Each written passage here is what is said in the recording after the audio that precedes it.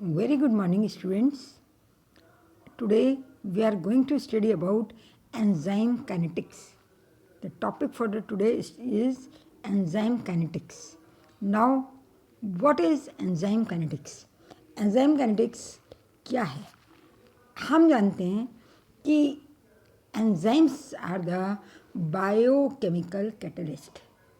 Biochemical catalyst means those substances, those catalysts which catalyze biochemical reactions.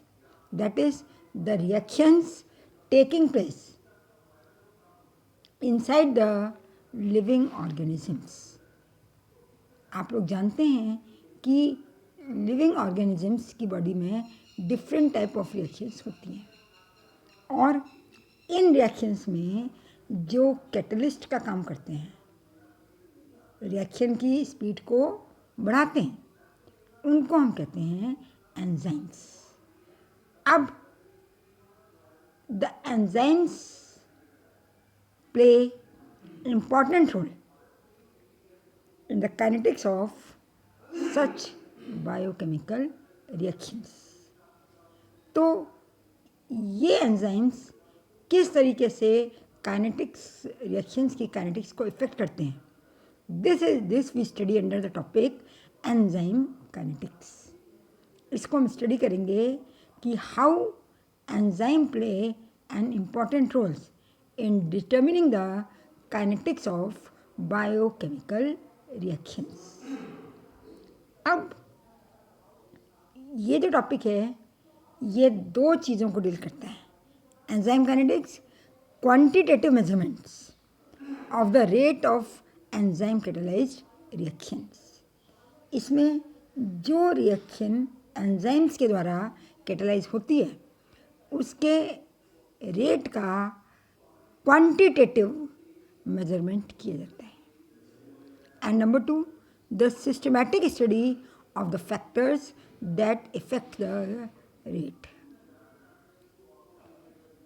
सबसे पहले enzyme kinetics start हुआ इन 1902 जब एड्रीना brown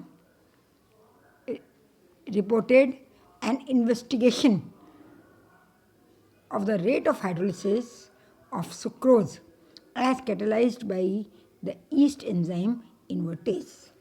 एड्रीना Brown ने सबसे पहले सुक्रोज का हाइड्रोलिसिस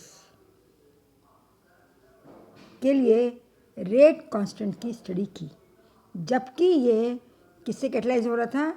इन्वर्टेज एंजाइम से, जो कि ईस्ट सेल्स में पाया जाता है. तो ब्राउन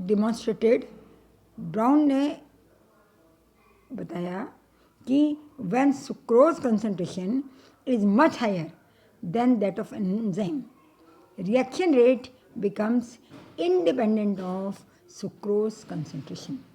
मतलब यदि सुक्रोज का जो कंसंट्रेशन है वो एंजाइम्स के कंपैरिजन में काफ़ी हाई हो. हम जानते हैं कि एंजाइम का उपयोग कैटलिस्ट के रूप में करते हैं और कैटलिस्ट का कंसंट्रेशन हमें बहुत कम चाहिए रिएक्शन के लिए. तो अगर सुक्रोज का कंसंट्रेशन एंजाइम के कंसंट्रेशन में ज़्यादा है तो the rate of the reaction becomes independent of sucrose concentration. तो रेट ऑफ रिएक्शन पर सुक्रोज के कंसंट्रेशन का कोई प्रभाव नहीं पड़ता. आप जानते हैं this becomes zero order reaction. That is कि सुक्रोज का कंसंट्रेशन बढ़ाने से रेट ऑफ रिएक्शन पर कोई प्रभाव नहीं पड़ता. कब? जबकि सुक्रोज का कंसंट्रेशन एंजाइम्स की तुलना में बहुत अधिक हो. सो ब्राउन के इस आधार पर क्या बताया कि जो ओवरऑल रिएक्शन है वो दो पार्ट में होती है. पहला पार्ट क्या है? एंजाइम जो है वो एस में E is for enzyme, substrate के साथ मिलता है एस, रिएक्टिंग मॉलिक्यूल, और ये आपस में मिलकर E S, enzyme substrate complex बनाते हैं. This is enzyme substrate complex. और ये रिएक्शन रिवर्सिबल रिएक्शन है, that is enzyme and substance combine to form complex, and that complex dissociate to give enzyme and substance again. Rate constant for the forward reaction is K1, and the rate constant for the reverse reaction is K minus 1. Minus 1 is, that is for reverse reaction. This is one equation. Now, as soon as the enzyme substance complex formed, it starts dissociating and give rise to the product, and enzyme again becomes free. For this reaction, ES is equal to P product plus enzyme E. Rate constant is K2. We know that the enzymes, or you can say catalyst, does not consume in a reaction. So here the enzyme is regenerated and again ready to react with substance. So this reaction proceeds in two steps.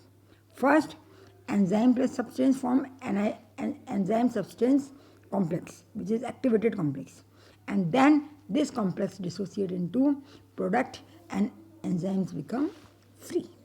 So this is the two-step reaction.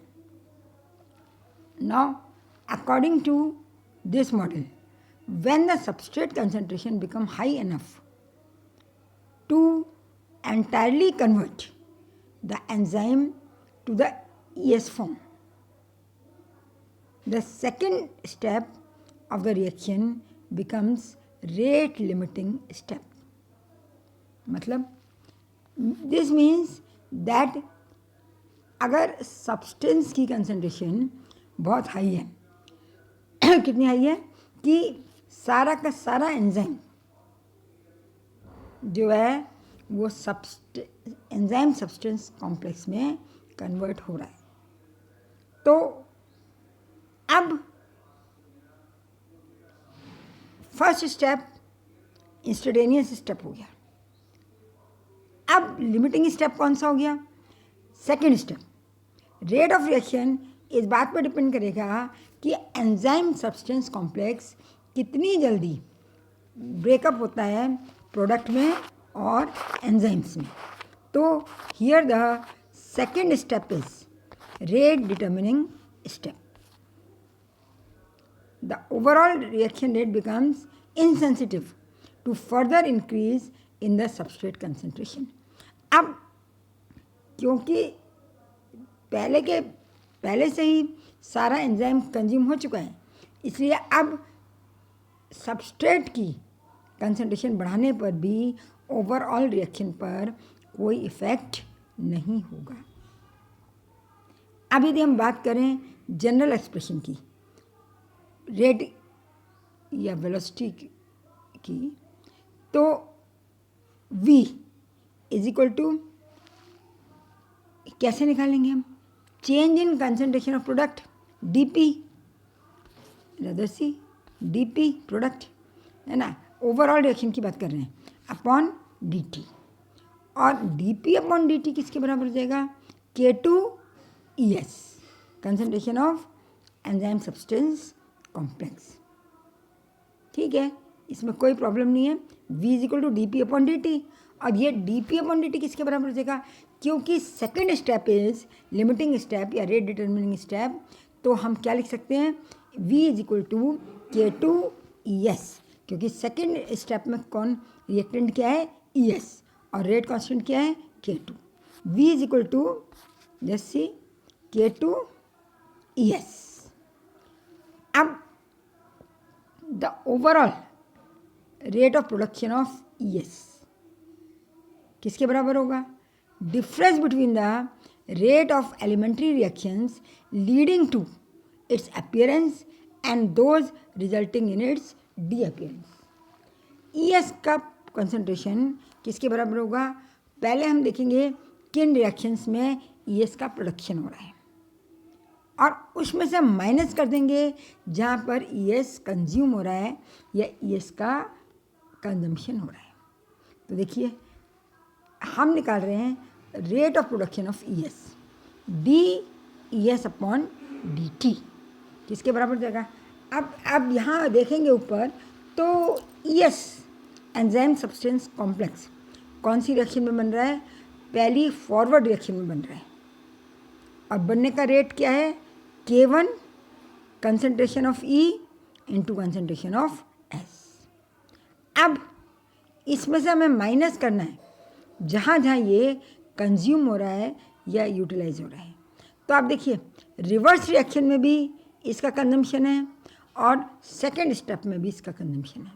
तो reverse के लिए हम लेंगे minus K1 inverse ES concentration of ES, फिर minus consume हो रहा है K2 concentration of ES। अब यहाँ पर कुछ एजम्पशंस हमें करनी पड़ेंगी इसको इस इक्वेशन के एनालिटिकल सॉल्यूशन के लिए। To solve this analytically we have to made some assumptions, कुछ परिकल्पनाएं करनी पड़ेगी। अब यहाँ से दो तरीके की अप्रोच हो सकती है। एक होती है रैपिड इक्विलिब्रियम एजम्पशन, त्वरित साम्य अवस्था परिकल्पना। इसको हम माइकलसन मेंटन अप्रोच भी कहते हैं। और दूसरी अप्रोच है स्टडी स्टेट एजम्पशन, इसको हम ब्रिग्स एंड हेल्डन अप्रोच के नाम से भी जानते हैं। तो एक एक करके हम इन दोनों को देखेंगे। सबसे पहले हम देखते हैं the rapid equilibrium approach assumption या Michaelis Menten approach. So Michaelis Menten approach, ये अप्रोच जो है साइंटिस्ट के नाम है ये।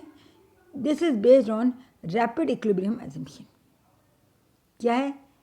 It assumes a rapid equilibrium between the enzyme substrate and substrate to form enzyme substrate complex. Here the equation is written.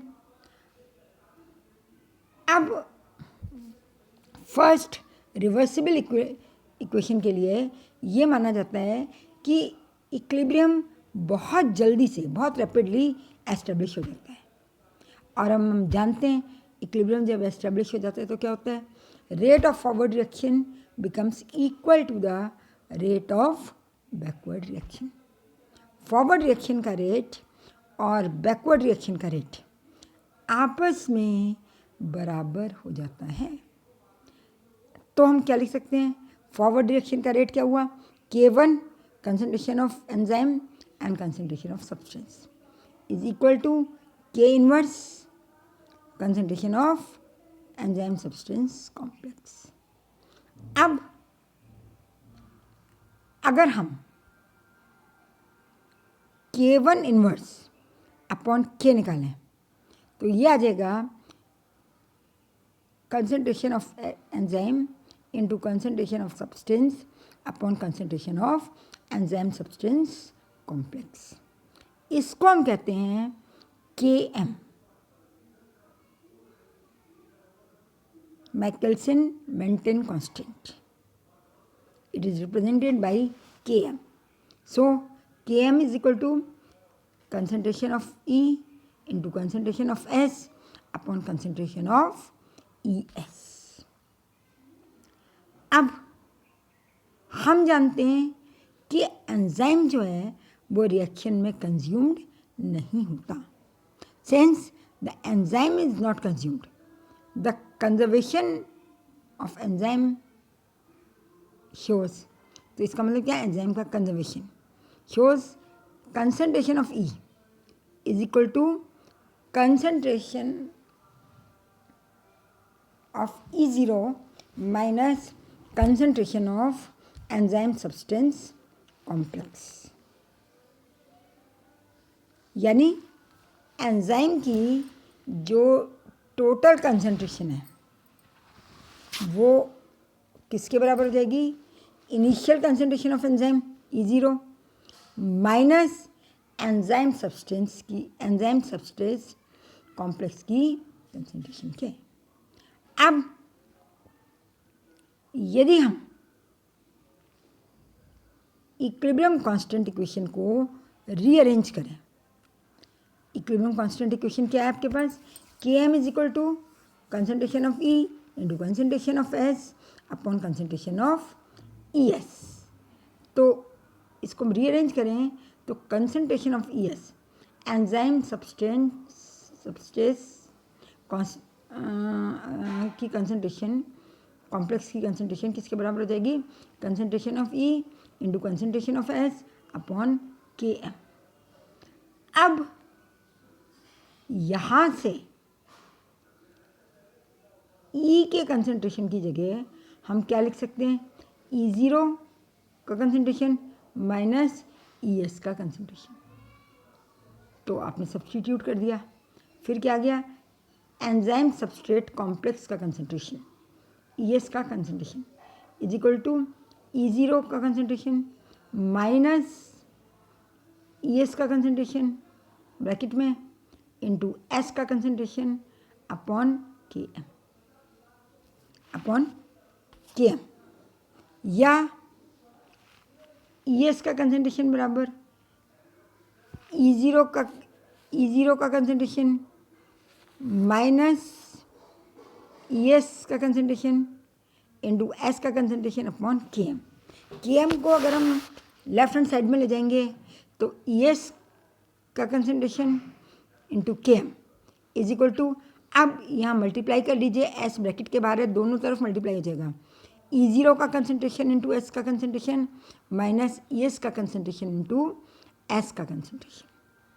अब minus term को हम लेफ्ट हैंड साइड में ले गए तो ये प्लस हो गया, ES का concentration into Km plus ES का concentration into S is equal to E0 का कंसंट्रेशन इंटू S का कंसंट्रेशन। अब यहाँ से लेफ्ट हैंड साइड में हमने ES का कंसंट्रेशन कॉमन ले लिया, ब्रैकेट में क्या बचा, Km प्लस S का concentration is equal to E0 का कंसंट्रेशन इंटू S का कंसंट्रेशन, और वी कैन से ES का कंसंट्रेशन किसके बराबर हो जाएगा, E0 का कंसंट्रेशन इंटू S का concentration divided by Km plus S का कंसंट्रेशन। यहाँ से हमने निकाल लिया एंजाइम सब्सट्रेट कॉम्प्लेक्स जो बना उसका कंसंट्रेशन क्या होगा। अब हम जानते हैं कि rate of chemical reaction overall rate क्या होगा, K2 ES का कंसंट्रेशन। तो K2 ES के कंसंट्रेशन की वैल्यू रख दी हमने, क्या, E0 इंटू S का concentration upon Km plus S का कंसंट्रेशन, ये हमने वैल्यू रख दी किसकी, ES के कंसंट्रेशन की। अब हम जानते हैं कि E0 क्या है, E0 एंजाइम की मैक्सिमम वैल्यू है। तो जब एंजाइम की मैक्सिमम अवेलेबिलिटी होगी, कंसंट्रेशन मैक्सिमम होगा, तब रेट मैक्सिमम होगा, रेट ऑफ रिएक्शन। तो हम K2 इंटू E0 को हम क्या लिख सकते हैं, Vmax, maximum rate of chemical reaction. तो K2